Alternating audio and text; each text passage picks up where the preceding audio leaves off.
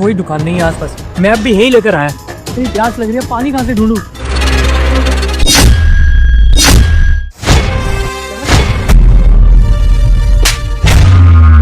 Phone चुराता है? नहीं, चोरी नहीं कर रहा था। ये आपके फोन में फोटो किसका है? तेरे को क्या लेना देना में किसी की भी फोटो? भैया आपके फोन में जिस लड़की का फोटो है ना, वो मेरी बहन है, सगी बहन। ए नशेड़ी, सुबह सुबह नशे करके बैठा है, जेब कतरे। तेरी बहन कहाँ से होगी? बीवी हो मेरी। भैया ये मेरी बहन है और इसने शादी कर ली। मैं तो उस बात पर हैरान हो रहा हूँ। इसने अपने परिवार को बताया भी नहीं और शहर में आकर शादी कर ली। भैया ये मेरी सगी बहन है, इसको मुझसे मिलवा दीजिए भैया। मुझे इससे मिलना है, मैं उसको ढूंढता हुआ गाँव से यहाँ तक आया हूँ भैया। इसके माँ बाप बहुत परेशान है भैया, उसको बुलाइए ना। क्या बोल रहा है भाई? चोरी करते हुए पकड़ा गया तब उल जलूल कहानियां बनाएगा क्या? पास में ना पुलिस स्टेशन है, तो वो लेकर चलता हूँ। इन्हें ना तेरा दिमाग पे चढ़ गया मेरी भैया। इसका नाम रूपा है ना?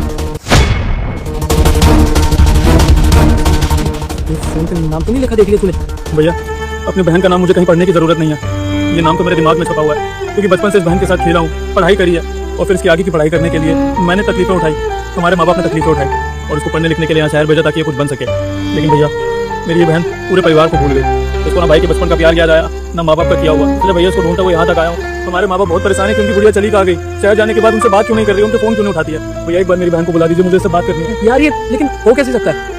उसने तो बोला था कि वो अनाथ है, उसका कोई भाई नहीं है, ना माँ बाप ना बहन, तो अनाथ आश्रम में पली बड़ी है ना। हाँ सोच भी नहीं सकता था इस परिवार के सारे रूपा गांव की गलियों से निकलकर शहर की चकाचौंध में पहुंच गई।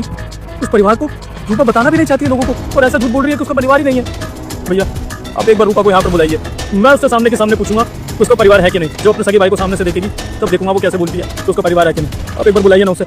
वो मेरी बीवी है, मुझसे प्यार करती है और इंसान प्यार में झूठ क्यों बोलेगा? तुम अभी भी सोच लो, तुम्हें गलतफहमी तो नहीं हो रही कोई? भैया मुझे कोई गलतफहमी नहीं हुई है, लेकिन हो सकता है कि आपको गलतफहमी में रखा गया हो। आपसे तो मेरी बहन ने शादी भी कर ली और अपने परिवार का सच भी छुपाया, और यहाँ जो परिवार है उससे बात तक नहीं कर रही है।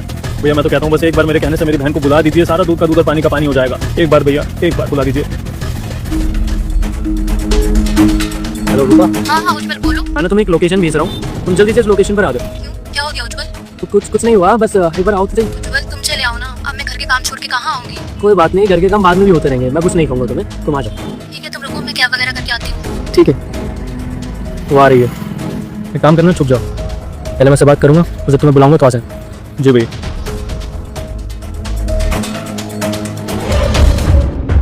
हाँ उज्जवल बताओ, तुमने मुझे यहाँ पे क्यों बुलाया?